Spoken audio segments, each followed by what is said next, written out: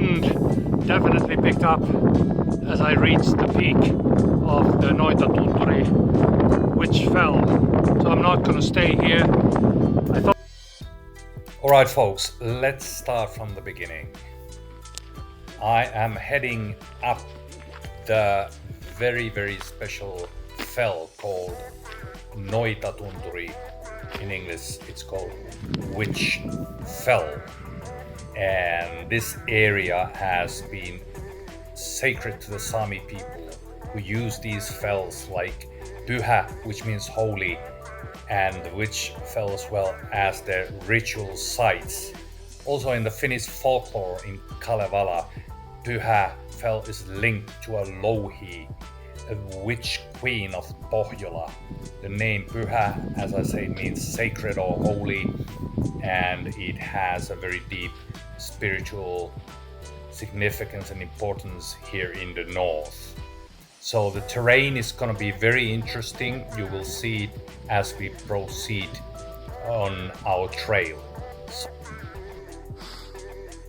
Alright folks, now the trail starts going a bit upwards. It's not the easiest trail so far because it's, as you can see, it's very rocky,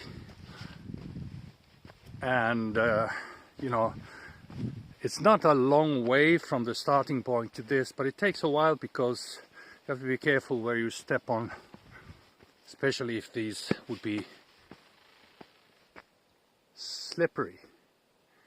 I think I can hear a woodpecker.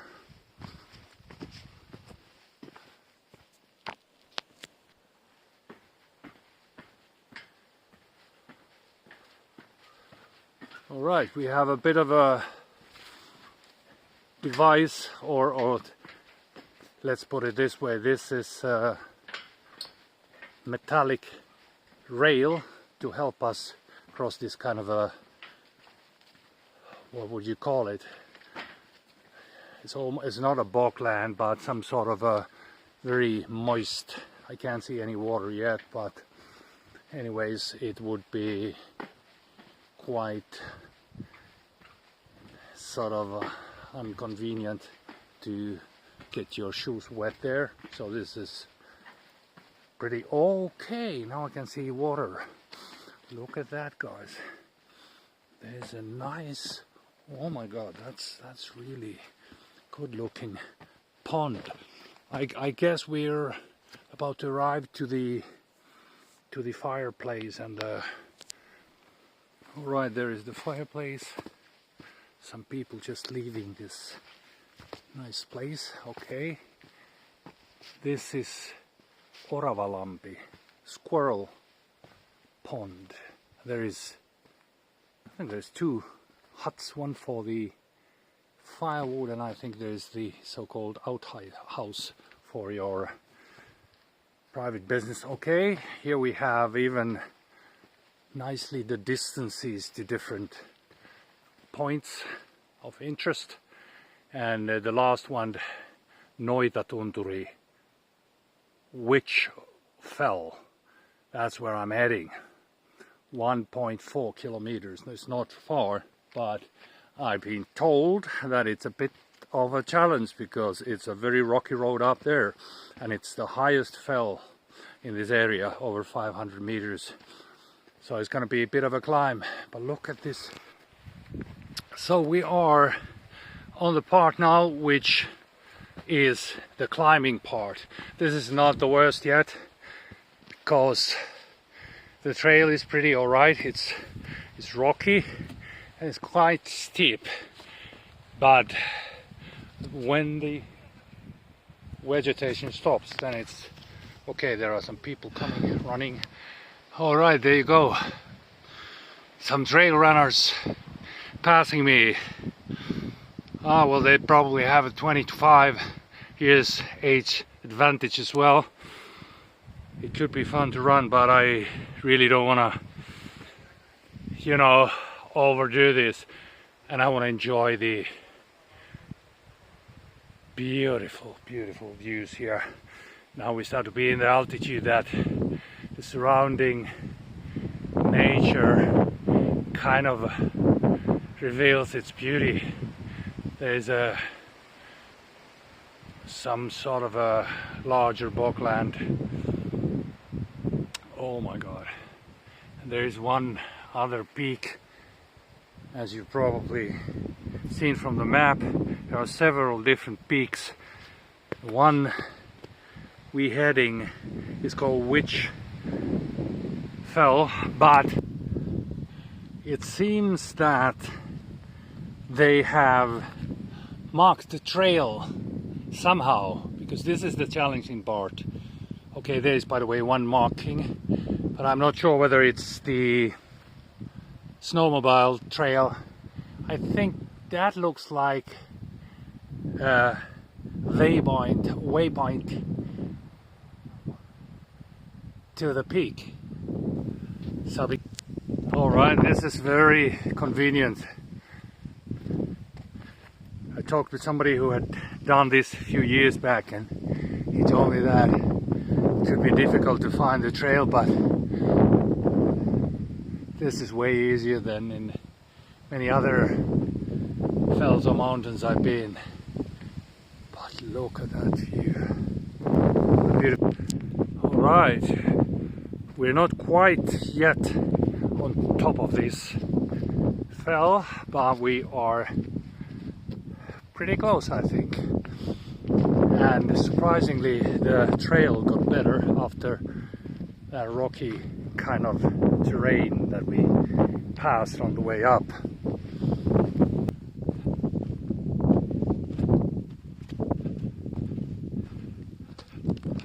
We're approaching the peak, I guess, and the clouds from the west don't look too promising. I'm not expecting any rain today, but you never know.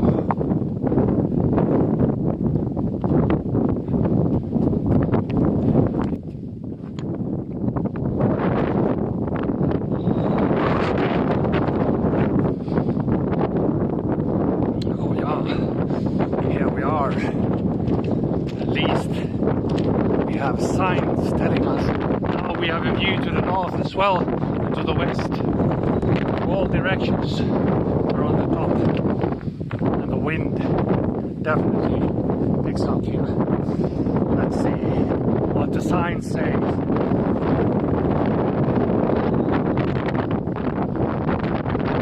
Okay. Alright folks, the wind definitely picked up as I reached the peak of the Noitatunturi, which fell. So I'm not gonna stay here. I thought it would have been a bit calmer here, and I could have had my light snack, but I think I'm gonna just head on to the Karhunjuomalampi, which is the, whatever you're gonna call it in English, a bear drinking pond. So it's about 2-3 kilometers that direction. The trail is rocky and the wind is heavy, so I think I'm gonna start heading to the lower altitudes. See you there.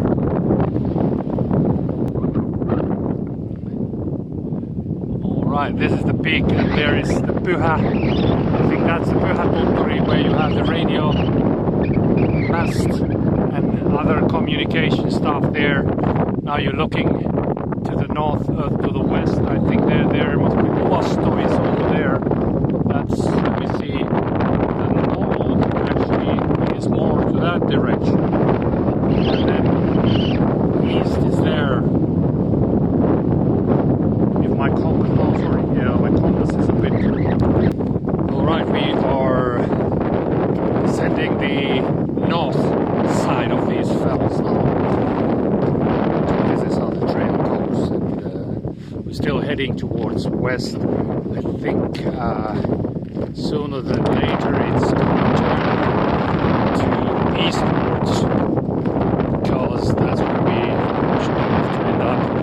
This is kind of a loop route, which is nice.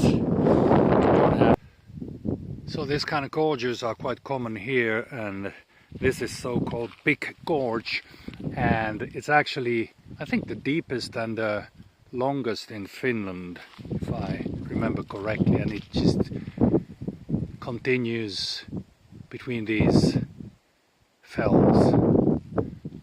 Quite impressive as well. I think this is the turning point to the east again.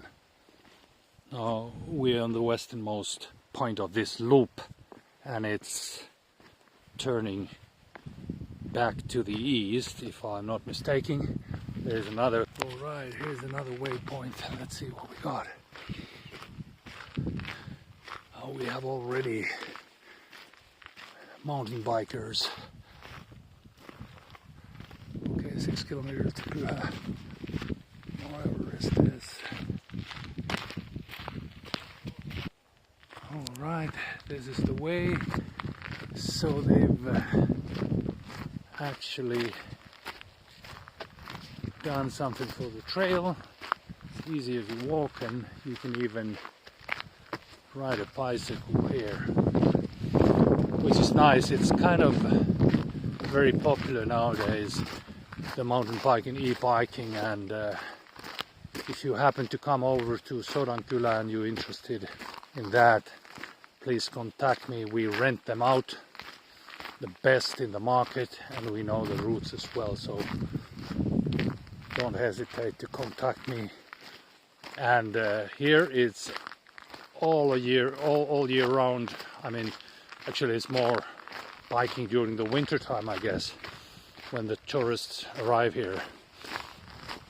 It's a bit of a tragedy here in Lapland that the high season, the tourist season, is during the winter months, because this autumn and summer is so nice here. It's obviously different. It's not this kind of winter wonderland feeling, but it's, as I often say, it's the last real wilderness in Europe. If you want to experience that feeling, you don't have to travel all the way to Canada, for example, or Alaska. You got it right here in Europe.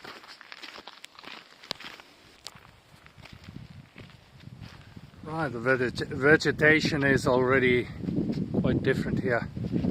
We are among much bigger trees, the spur of fir trees,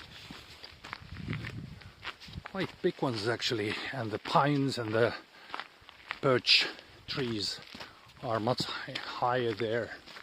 So this is a proper woodland. Quite sort of typical, this kind of woodland you find already in southern parts of Finland as well. There's a lot of berries here. I don't know if you can see them still, like here. Bilberries. Still few visible there. You could eat them if you want. Because this place is way bigger than I thought. There's a lot of people here. This is a real destination for many of the day hike tourists. Here you see that there are already people having lunch there. And that's nice.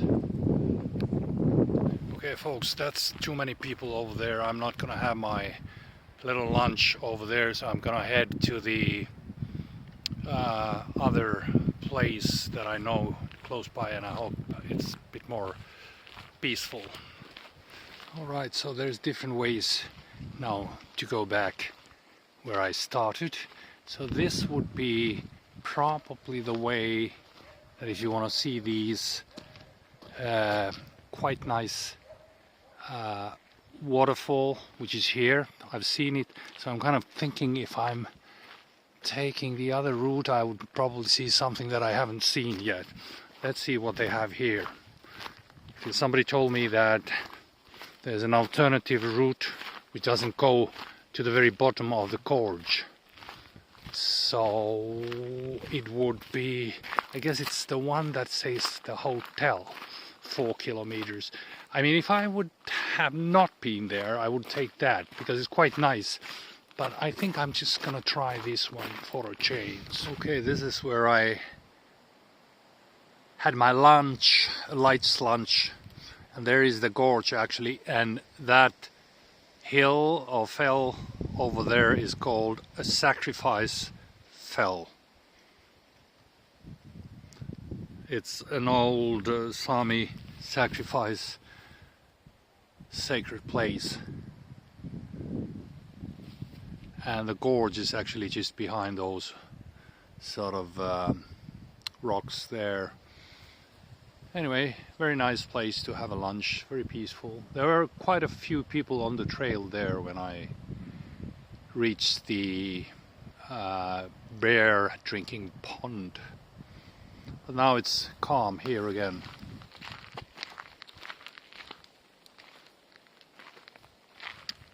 As you can see, it has a collar, and I think they have a GPS transmitter there as well.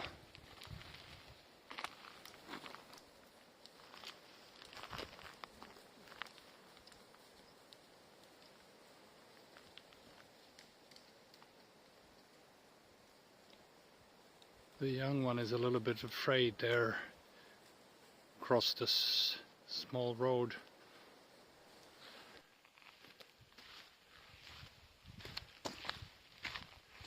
So there are warnings here for the skiers, avalanche kind of terrain here, because you got some skiers who don't use the kind of guided slopes here. They go to these, I don't know what they call, do they call them black kind of points or whatever, which are not official, but they could be fun to ski.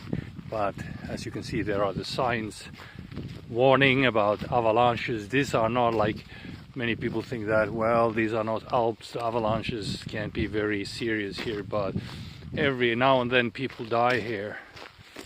You can unfortunately read about it, you know, maybe once a winter. I'm not sure whether exactly in this place, but I'm talking in general in Lapland. Even hikers sometimes get buried, or normal cross-country skiers get buried. There's another warning there. Alright, it looks that these lifts are working.